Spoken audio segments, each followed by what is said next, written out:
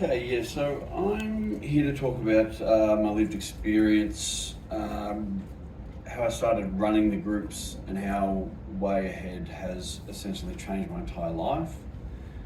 I grew up in a small country town where mental health support did not really exist. There was no psychologist, there was no school counsellor. Anxiety wasn't even really spoken about. You were just shy or you were nervous. I ended up, unfortunately, had some horrendous abuse happen through my teenage years, which resulted in me at the age of 19 essentially removing myself from society completely. So in 2007, I lived with my parents for about a year and a half, and I did not leave the house. It was, as you can imagine, it was a very tough time that I nearly didn't get through, but I had a family that really supported me. They stuck by me. And the end of 2008, they managed to get me down to the Blue Mountains, and that's where I had my first hospitalisation for psychosis. And coming out of that hospitalisation, PTSD is an absolute beast. It can really tear you apart. From 2009 to 2017, I lived this weird, tormented life that I was at war with my brain, constantly reliving trauma and abuse over and over and over again. To give you a bit of a picture, I made over 30,000 audio recordings on my phone just as I'd pace around the house and process what was going on in my head and just try to get it out. I've written a few million words in the same sort of fashion just to try and get it out of my head. It actually came to a head in 2017 when I had second hospitalisation for trauma-induced psychosis.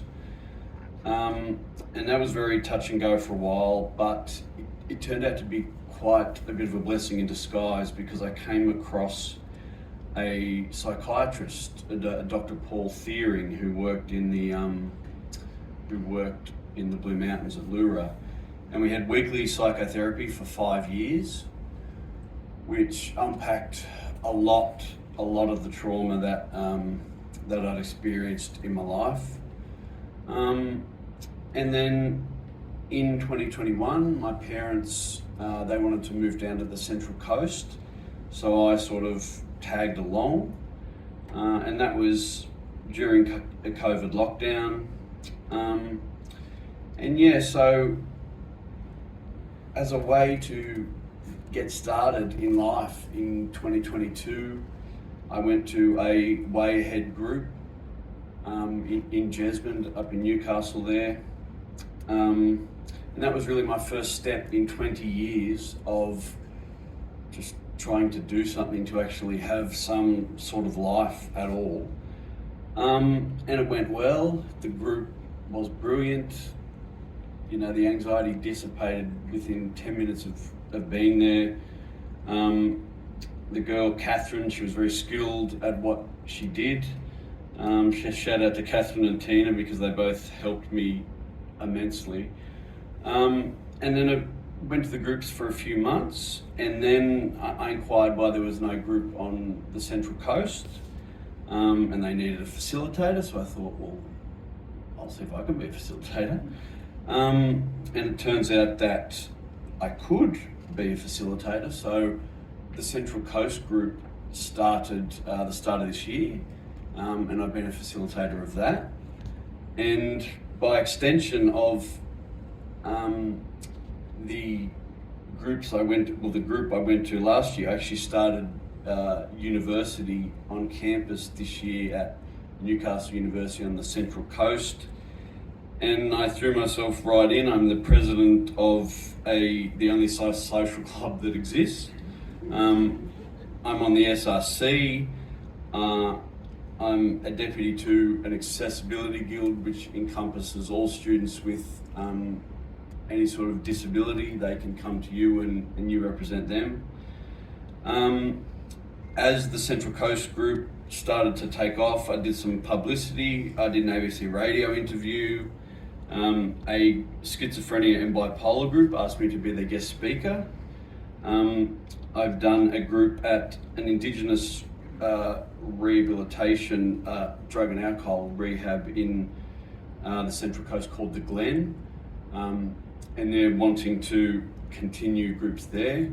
They also have a facility that is just recently been built, dedicated to women, and they want to expand groups there.